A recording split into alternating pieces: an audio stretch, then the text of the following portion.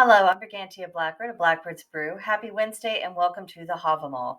This week we are looking at verse 76 and examining three translations. The first reads, Cattle die and kinsmen die, thyself too soon must die. But one thing never I ween will die, fair fame of one who has earned. That's all of Bray. Second translation, Cattle die, kindred dry, every man is mortal, but the good name never dies of one who has done well. W.H. Auden and P.V. Taylor. And our last translation from the Cowboy Havamal. Cows die, friends and family die. You will die just the same way. But if you have a good reputation, that might survive. And that's Dr. Jackson Crawford. So it's pretty obvious, isn't it? All living things are mortal, and it is a mark of maturity to make one's peace with that. Death is a transitory state of being. It is the shadow of life, and it's just as natural as life. Now, non-pagan religions do have a habit of painting death as this horrendous thing and something to panic about, and some of their teachings about the afterlife do absolutely nothing to settle people's nerves on the subject. And of course, since many practicing pagans were raised in different religions, some of that old programming can hang about in our heads. That's why it's important to acknowledge and really embrace that there's a far different attitude within paganism when it comes to death.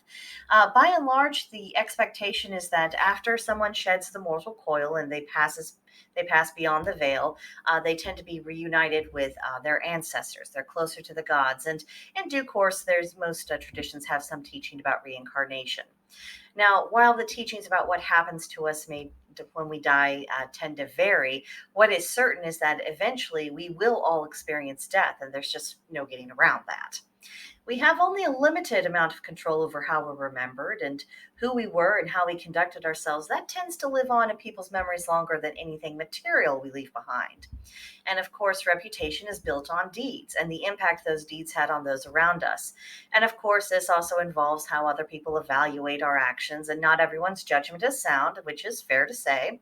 However, the people who are worthy of being respected themselves, they do tend to be more likely to properly assess others. So the question becomes, how do we appear to the people who do have good judgment? I mean, if we try to look at our actions and our manners from an outside perspective, what would we think about them if we were the person on the outside looking in? And if we don't like what we see, well, then it is within our power to make changes and become the kind of person who we would think is worthy of respect, the sort who warrants a good memory, when the time does come to shed that mortal coil. But that's just what I got out of the verse this week. Share your own thoughts with me in the comments about anything that came to your mind about this verse, or how you think it relates to your own personal experiences or what you've observed in other people. Tell me all about it, or come visit me and the rest of the crew at Blackbird's Brew on Gilded. Link in the description box to join us. You can just click on it. It'll take you to us, and we could have a more involved conversation there if you would like. But that will do it for now, and I will see you next time. Bye.